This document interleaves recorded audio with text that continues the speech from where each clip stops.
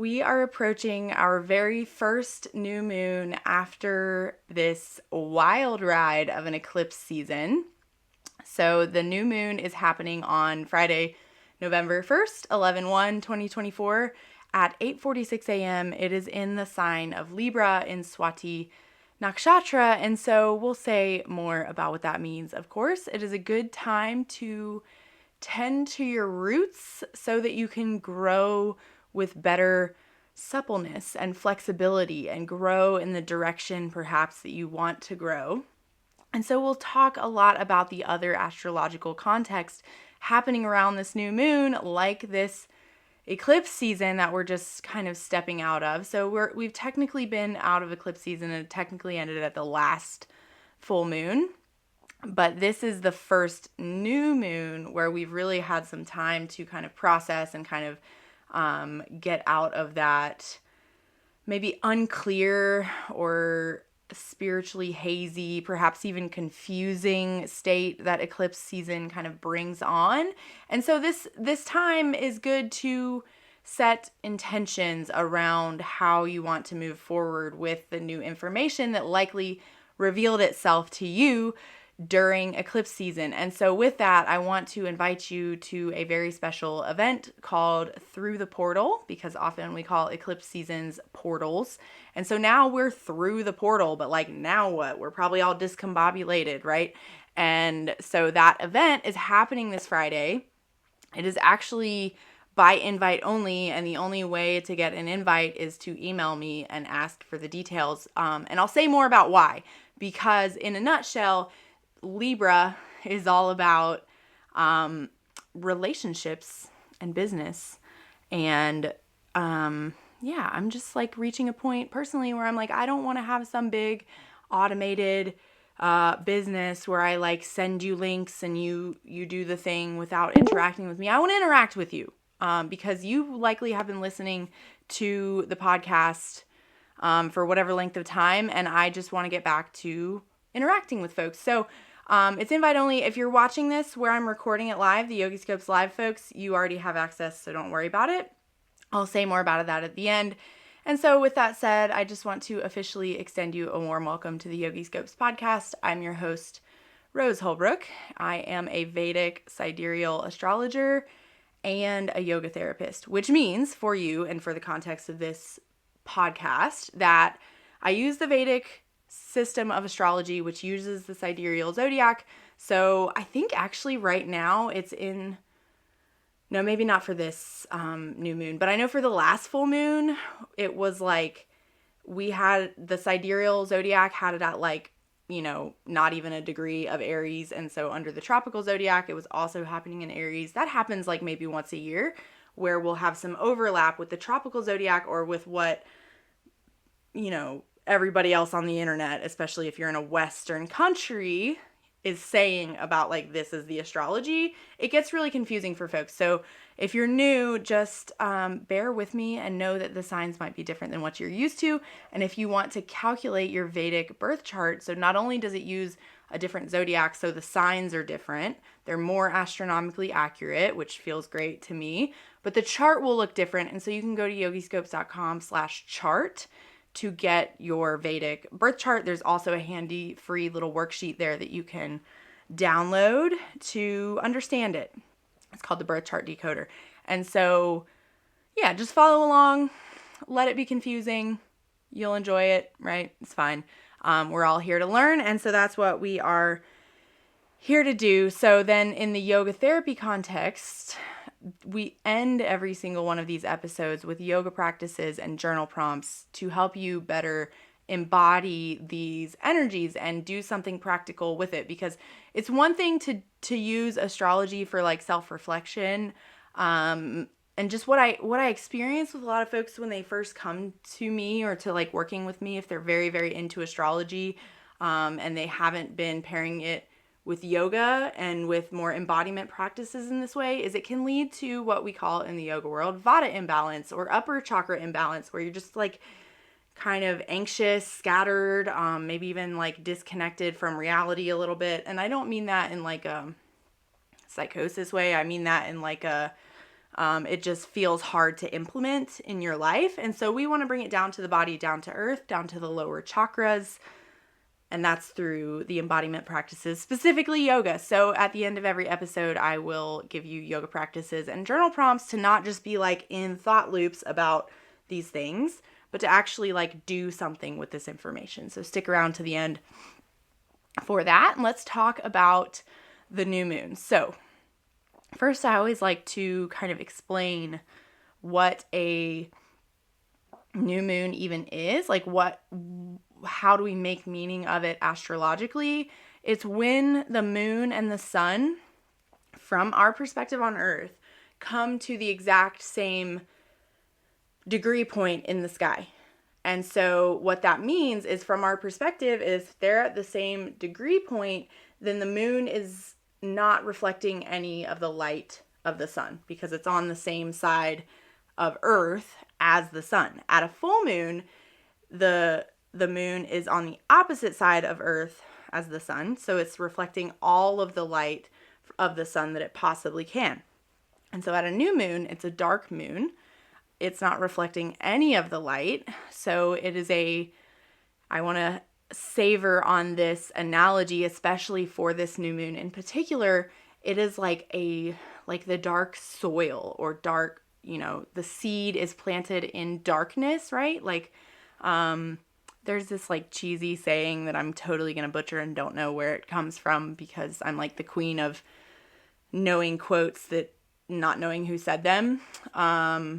And they're just all floating around in my little brain. But one of them is like, when you're in darkness and think you've been buried, perhaps it's because you're a seed and you're going to sprout and you've been planted, right? So, so at the new moon that's why we say, and you might have heard this before, that new moons are times to like set intentions or plant seeds because the moon is completely dark. And so when we think of what the moon does and what the moon represents in astrology, because of what it does in the night sky, that's where we get any of these, the meaning that we make in astrology is looking at like the astronomy and like what it's actually doing and kind of making meaning that way. And then layering on these myths and these stories and these other archetypes to arrive at all of this meaning that we get. And that's what I'm here to explain to you on these podcast episodes. Is to try to kind of like pull the threads and pick it apart so that it makes sense into something that you can apply in your life. So at the new moon, the moon's reflecting none of the light of the sun, and its only direction is up from there. Like it's growing in energy. It's growing in light that it reflects because that's what the moon does. The moon reflects, right? And so in astrology, because of that, the moon represents our mind and emotions, our more feminine side, whereas the sun is the more masculine side. And so that's a thing that I want to talk about at this new moon too, because if the moon and sun are at the exact same point in the sky, that means if the new moon is in Libra, the sun is in Libra too. And this is a big deal because the sun in Vedic astrology is considered debilitated in Libra. And so that sounds scary. I don't really like if I was making it up, I would have chose a different word other than debilitated, because it always sounds scarier than it is. It just means that the sun isn't able to express its qualities fully, because if you think of the qualities of Libra and the qualities of the sun, they seem kind of at odds. So Libra, just in a nutshell, and we'll explore this more as we dive into the archetypes for this new moon, but Libra represents relationships. It's the 7th sign, which means, so it has connections to relationships. It also has connections to marriage, to partnership, to business partnership, and business relationships. And so we'll talk more about this in a moment. Hopefully the meaning will continue to get more clear. But business is relationships. Like, and I mentioned this before, that's how business works. It's like, if you aren't prioritizing relationships, your business is not going to be as successful. And I have learned that in various ways throughout the years personally. And my husband, who's a Libra ascendant, is like the king of this. And so I see it play out in front of my face. all the time. And so the sun, though, so if Libra is all about relationships and like diplomacy and business, then the sun is about, it's like your soul. And so it's way more individual. It's way more like, I want to be the big bright one that shines. Whereas Libra, the sign, the qualities of the sign are very concerned with the collective and relationships and not stepping on anybody's toes and not hurting anybody's feelings. And so those two things are kind of at odds with each other. And so I've heard it said before that, if an astrologer planned when the US election cycle would be, it would certainly should not fall when the sun is debilitated, because we're selecting our leaders, right, when the sun is debilitated, which seems bad, right? And I don't look at it that way, because I think we want to choose leaders. This feels a little extra poignant right now, without directly calling out any of my political beliefs, but we want to choose leaders that are diplomatic and tactful and good at bringing the crowd together and considering everybody's feelings and making the best choice based on that, rather than based on themselves and what they want. And I think that is a little extra clear in what's going on in US politics right now. But this isn't an episode about an election season, but it certainly is a good example.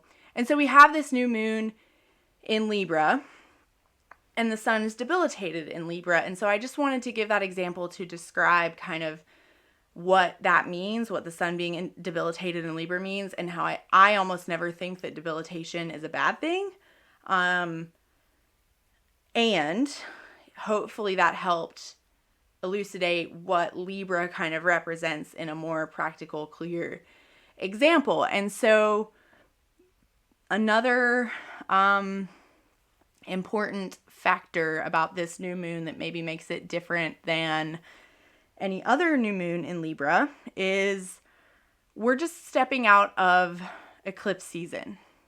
And so I wrote down in my notes that this is the first new moon in Libra since K2 was there last year, and that's technically not true. So the last new moon in Libra last November was technically a new moon in Libra after K2 left Libra. And so if that just like lost you because of jargon, bear with me. What I mean is the sign of Libra. And so whether or not you are a Libra ascendant or a Libra moon, it doesn't really matter. But if you are, I want you to especially perk up right now. And if you don't know, you can get your chart at yogiscopes.com/chart and get the decoder so you can figure it out. But regardless, even if you're not a Libra ascendant or a Libra moon, you have Libra somewhere in your chart. And so that area of your life where Libra sits, the house that Libra is in, which the decoder can help you figure that out too. And then you can spend some time with Dr. Google to figure out what that represents, or you can go back to some of the resources I put out about it and piece it together that way. But basically, wherever Libra sits in your chart has probably been through some turbulence for the past, 2.5, 3 years. And so this is a big deal. And our lives just got shaken up in a big way, as a result of eclipse season. And so this is the time to put your roots down and kind of think about how intentionally you want to step forward, especially as it relates to the qualities of Libra that I kind of was just explaining, like that business, the diplomacy, the relationships, partnerships, those kind of things, just in a general sense. But also, you'll look to where Libra sits in your chart to know, maybe even with another layer of depth, where you might be setting these intentions for the new moon. And so just FYI, also, the weekly Yogi Scopes that I put out that you can find on my website, or also in this special new offering that I've been hinting at and telling you that is super on the DL. It's invite only. Like, I just want to have a conversation with anybody who's invited, and all you have to do is email me. I sent out an email yesterday. You can reply to that one, or you can email me at rosemary@yogiscopes.com. They'll be available in there too, where I will just explicitly tell you, Like, this is the area of life for you based on your chart. And so it's going to change. It's going to change based on your chart. And that's how you can get another layer of meaning of like, what should I be setting intentions around for this new moon? That's what makes this new moon different than any other new moon, is the sign it's in and where that sign sits in your birth chart. And so I'm recording this live. Hey, Rochelle. So I normally would try not to do that, but this is the first time I'm bringing back the Yogi Scopes live. So I'm just recording the podcast. And I didn't actually say that on the recording that,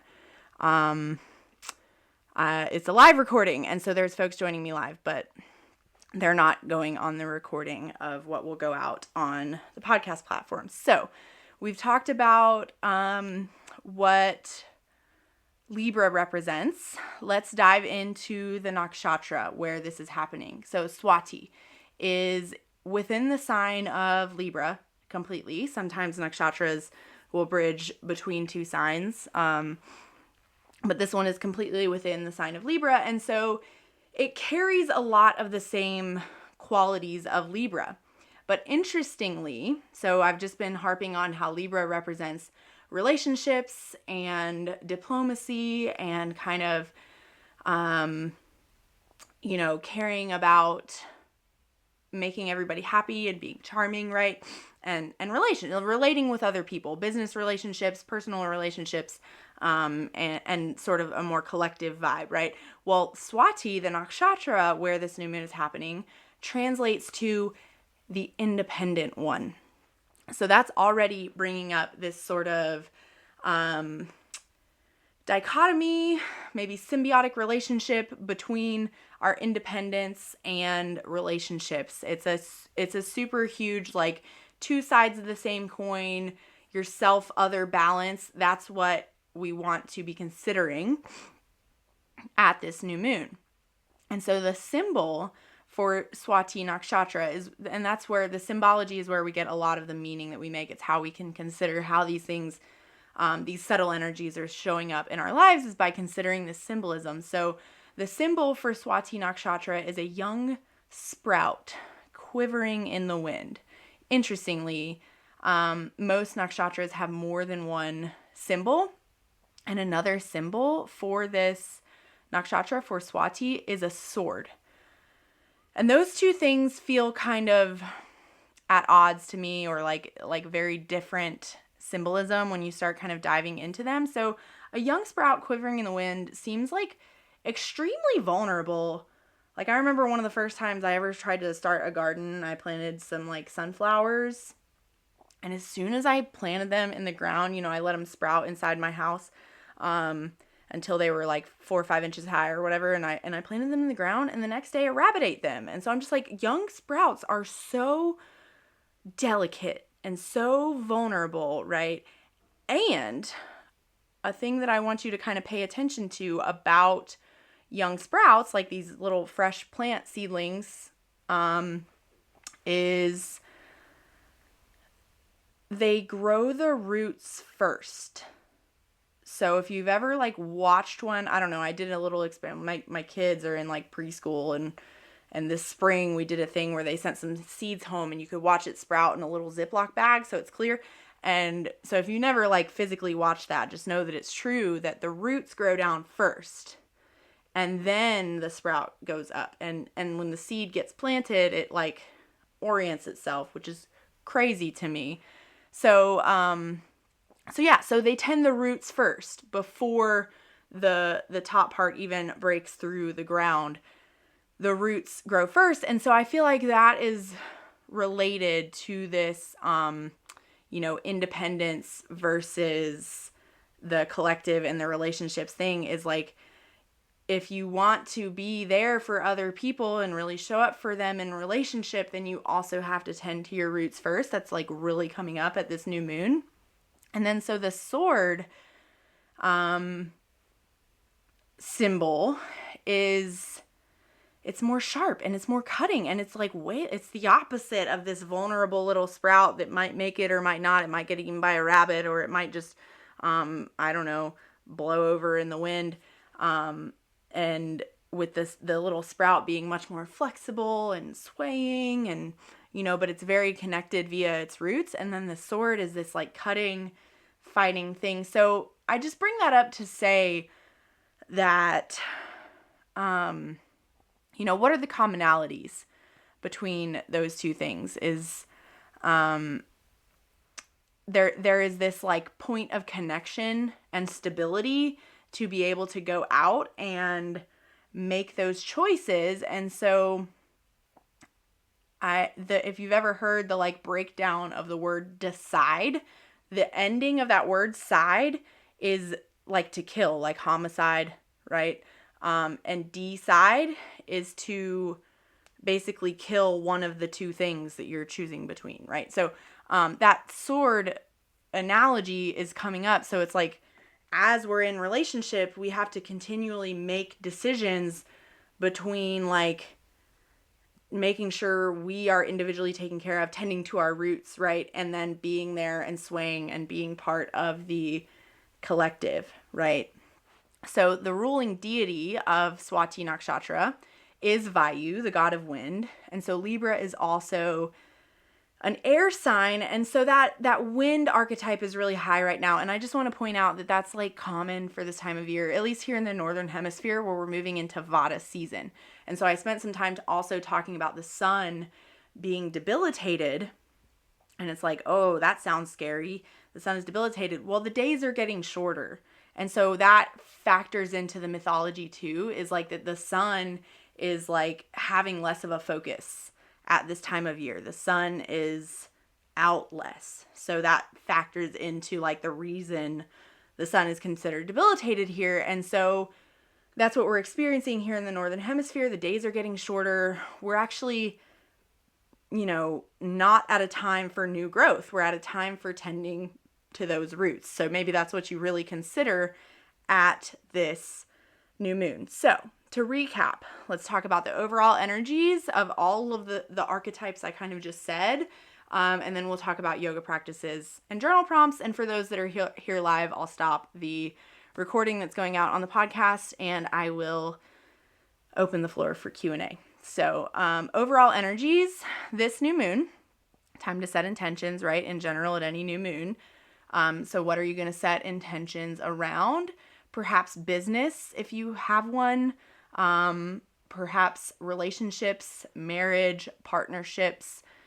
And I just want to reiterate what I kind of started talking about before, is that like business really is relationships. So if you run a business, that's paramount, especially at this time, just in general. And then, how can you remain in those relationships, whether they're business relationships or not? How can you prioritize relationships? Because I also want to point out, so whether it's business or not, because that self-other archetype is coming up, that dichotomy is coming up really strongly at this new moon, I want to point out that a lot of like spiritual stuff, a lot of the vibe I think I get in spiritual communities is that you should like find yourself, right? And figure out your identity before entering into a relationship, right? That's kind of a message. Or if a relationship hinders your spiritual progress or whatever, or your self-expression, then you should like leave that relationship. But this is kind of, I'm not going to do justice to the explanation right now, but it's backed by psychology. Just trust me. If you don't believe me, just ask me. Is that we form a lot of our identities in terms of relationship. And that is okay. Like, it is okay to let a large part of your identity be, like, for me, I'll just use myself as an example, that I'm a mom, I'm a wife, like that. Those things form a large part of my identity. And to a degree, that's healthy attachment, right? It's not codependency. Like, there's a fine line there, and that fine line is in question for you to explore for yourself at this new moon. Is like, can you tend to your roots and be flexible so that you can tend to those relationships, that it's okay if you get some of your identity from being a mom, a dad, a sister, a wife, a a cousin, whatever, a teacher, a student, like whatever. It's okay if you form some of those identities, because we need those things, right? And so can you tend to your roots so that you can remain rooted in your essence and your truth, while also being flexible enough, like that little sprout blowing in the wind, or the sword, to cut through the air and make those decisions that you need to make. Yeah. So can you embrace that rootedness? Can you root down into the earth? Because, and that's also at this time of year, like we're not at a new growth time of year unless you're in the southern hemisphere. If you're in the northern hemisphere, we're in the time of year where we're headed into tending to the roots rather than new growth. So can you tend to your roots? Can you consider your relationship with independence, hyper independence, or codependence? And we want to find that interdependence, where it's okay that we form some of our identities within relationship, but we also have, like, we're rooted in our own truth and we can be that version of ourselves in the relationships that we're in, if that makes sense. So it's also an important time at this new moon to reflect on what diplomacy means to you. So, and that's where it's like the fine line with codependence. Like, we don't want to just go along to get along in a way that steps on our own toes. Like, we don't want to try to not step on everybody else's toes so much that we actually harm ourselves, right? We tend to those roots first. And so can you pour into your own cup in a way that you can invite some of that? Libra is ruled by Venus. So think of those Venus qualities of like luxury and femininity and charm and that kind of stuff. Can you lean into some of that and like invite it in at this new moon? And so the yoga practice, hopefully the journal prompts will help you like kind of sort through some of those energies in your own life. So the yoga practices, we want to practice, I would say start with just deep belly breathing. And if you would like to, you can move into Nadi Shodhana. And so also I want to point out, I'm bringing back Moon Day meditations, where on Mondays I'll give you a meditation for kind of whatever's going on astrologically. And on this coming up one, we'll do some Nadi Shodhana. More than likely we will do it energetically. And so you'll just have to come if you want to. So if you want to practice that. And then also one-footed balancing poses are really indicated at this time because of that Swati. Like, can you connect to that one teeny tiny little, surface area of rootedness and feel yourself kind of sway and maintain your connection to those roots, like the little sprout in the wind? And can you like really feel that in your body and connect with that archetype when you do that? And then also I would say throughout the rest of, like, if you were to do like a flow style class or even just like a gentle movement based class, you would want to connect to what your pelvis is doing. And so maybe even in those balancing poses, but also through the rest, can you create that balance in your pelvis from left to right and front to back? Because Libra rules over the lower abdomen and kind of like that pelvis area of the body. So if you can really connect to that and connect to balance through one-footed balancing, Nadi Shodhana, balancing the sides of the body, that would be good to embody these energies of these archetypes we've been discussing. And so finally, your journal prompts. 1, how do I handle external pressures? So like those winds of change I was talking about.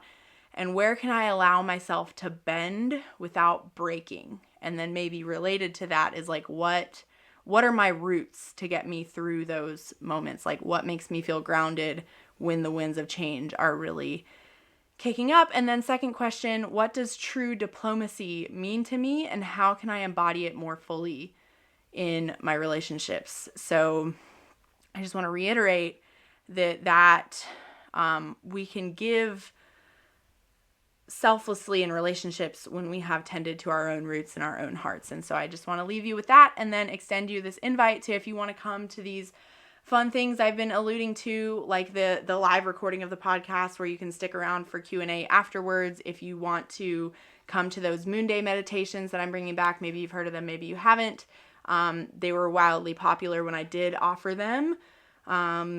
And so I'm bringing them back where I'll just give you an update of like what astrologically we're connecting to with the practice. And then we'll do some gentle movement and some guided meditations, 30 minutes on a Monday morning. You can catch the recording if you can't make it live, because it is 6 a.m. Eastern time, which if you're on the West Coast, it's like 3 a.m. and you're not coming to that, but there'll be a recording. And then the event this Friday through the portal, consider it a new moon event, where we'll have some even more in-depth journaling than what I've just shared here. And we'll also talk about we'll process through the messages of eclipse season, because it's probably these past like 2 months have probably been a wild ride for most of you because of eclipse season. So we'll talk about what happened. We'll talk about how the eclipse season 6 months from now is going to be even more intense, perhaps more transformative, more wild than this one that we just came through. So we'll talk about that. And if you want to come, you'll need to email me, rosemary@yogiscopes.com, or if you're already on my email list, look out for an email that you can reply to. Because it's Libra. It's a new offering in my business, which is Yogiscopes, and I only want to extend it to people who feel comfortable enough emailing me. Like, well, I want to have a relationship with you. I don't want to just send you a link and you click purchase and it's automated. Like, let's talk. It's a new moon in Libra, so let's spark this astrological relationship. So please remember to keep your feet on the ground, your head in the stars, and stay in the light. Until next time, take good care of yourself.